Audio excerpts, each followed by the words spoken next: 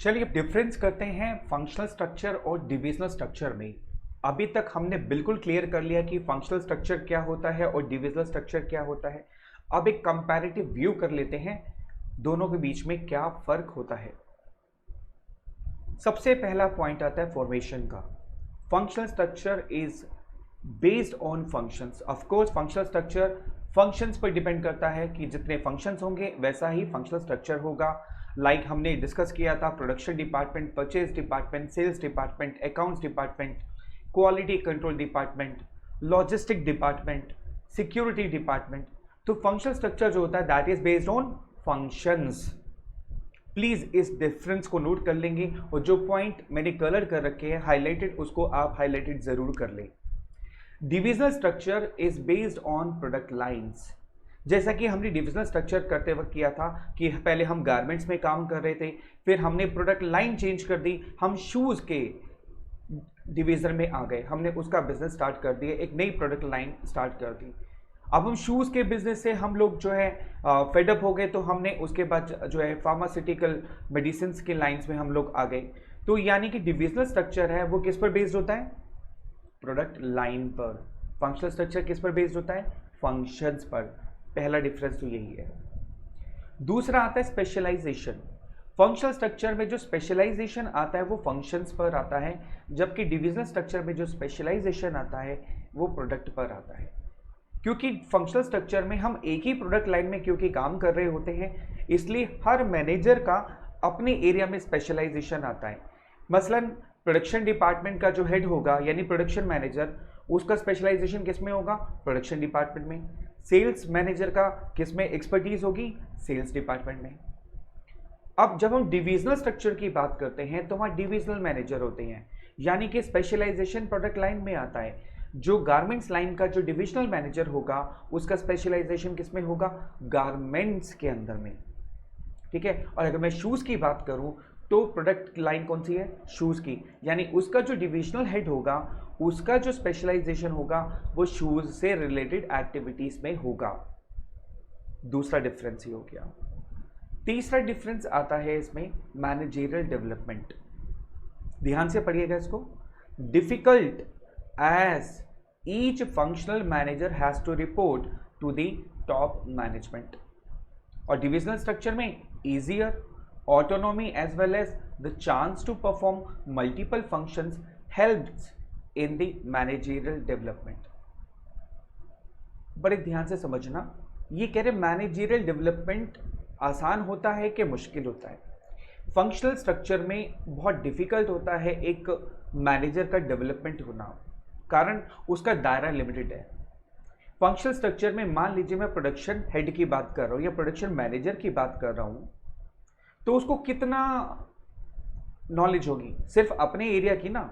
भाई production manager को सिर्फ प्रोडक्शन से रिलेटेड एक्टिविटीज आती होंगी, उसको ये नहीं पता कि परचेज कहाँ पर होता है, सेल कैसे होता है, क्वालिटी कैसे चेक होती है, यानी उसका दायरा क्या है? लिमिटेड। इसलिए यहाँ पर फंक्शनल जो मैनेजर होते हैं, चाहे वो परचेज मैनेजर है, सेल्स मैनेजर है, अकाउंट्स मैनेजर है, क्वालिटी कंट्रोल मैनेजर है, उनका जो डेवलपमेंट है वो काफ़ी डिफिकल्ट होता है क्योंकि उनका दायरा लिमिटेड होता है और उनको टॉप लेवल को रिपोर्ट करना होता है। अब डिविजनल स्ट्रक्चर की बात करते हैं हम। डिविजनल स्ट्रक्चर में क्या होता है? जो डिविजनल हेड होता है उसका डेवलपमेंट बहुत फास्ट होता है, उसका डेवलपमेंट बहुत ईजी होता है क्योंकि वो पूरे डिवीजन को कंट्रोल करता है। उसके पास ऑटोनॉमी होती है यानी पूरी फ्रीडम होती है।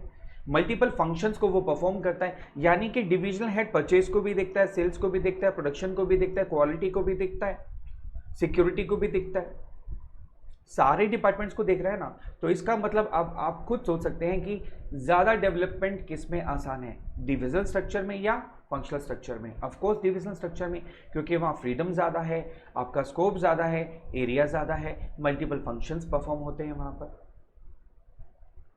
अब बात करते हैं रिस्पॉन्सिबिलिटी की। फंक्शनल स्ट्रक्चर में difficult to fix responsibility. Of course functional structure में रिस्पॉन्सिबिलिटी फिक्स करना काफ़ी डिफिकल्ट है। उसका कारण है क्योंकि आप अगर सेल्स मैनेजर को कहेंगे कि आपकी जिम्मेदारी है, तो वो कहेगा कि प्रोडक्शन मैनेजर ने सामान जो है खराब बनाया इसलिए नहीं बिक रहा, यानी उसने अपनी टोपी उठाई और प्रोडक्शन मैनेजर के सर पे डाल दी। अगर आप प्रोडक्शन मैनेजर से कहेंगे आप माल अच्छा क्यों नहीं बनाते हो, तो वो बोलेगा जी परचेज मैनेजर को पकड़ो, वो सामान बेकार खरीद के लाता है, घटिया क्वालिटी का लाता है, तो हम क्या करें, हम तो वैसे ही बनाएंगे। यानी कि अगर मैं फंक्शनल स्ट्रक्चर में रिस्पॉन्सिबिलिटी की बात करूं तो बहुत डिफिकल्ट है, क्योंकि यहां पर एक एक टोपी दूसरे के सर पहना दी जाती है और बहुत ईजी है टोपी पहनाना यहां पर। तो आप बहुत आसानी से जिम्मेदारी फिक्स नहीं कर सकते आप यहां पर फंक्शनल स्ट्रक्चर में। बट डिविजनल स्ट्रक्चर में कोई भी डिविजनल हेड दूसरे को टोपी नहीं पहना सकता। भाई गारमेंट्स की अगर परफॉर्मेंस लो जा रही है मान लीजिए, तो क्या गारमेंट्स का जो डिविजनल हेड है वो ये कह सकता है कि शूज ज्यादा बिक रहे हैं इसलिए गारमेंट्स कम बिक रहा है? नहीं। कोई भी डिविजनल मैनेजर दूसरे पे जिम्मेदारी, दूसरे डिविजनल मैनेजर पे जिम्मेदारी नहीं डाल सकता। मतलब ही और शी विल बी अकाउंटेबल और responsible for their own division. इसका मतलब डिविजनल स्ट्रक्चर में रिस्पॉन्सिबिलिटी फिक्स करना कंपैरेटिवली काफी आसान है बजाय फंक्शनल स्ट्रक्चर के। ये था हमारा चौथा डिफरेंस। पांचवा आता है कॉस्ट को लेकर के। Functions are not duplicated hence economical.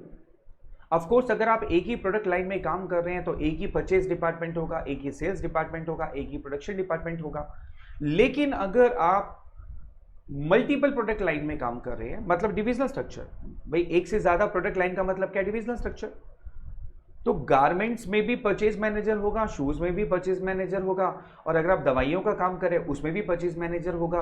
यानी एक ही कंपनी में 3-3 मैनेजर, बाप रे बाप, तो कॉस्ट तो मल्टीप्लाई होगी ना।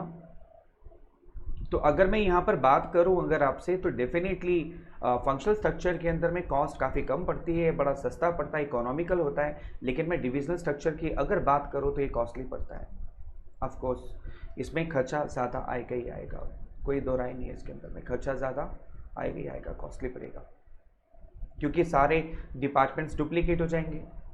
परचेज डिपार्टमेंट भी बढ़ेंगे, प्रोडक्शन डिपार्टमेंट भी बढ़ेंगे, सेल्स डिपार्टमेंट भी बढ़ेंगे, तो कॉस्टली पड़ेगा ये।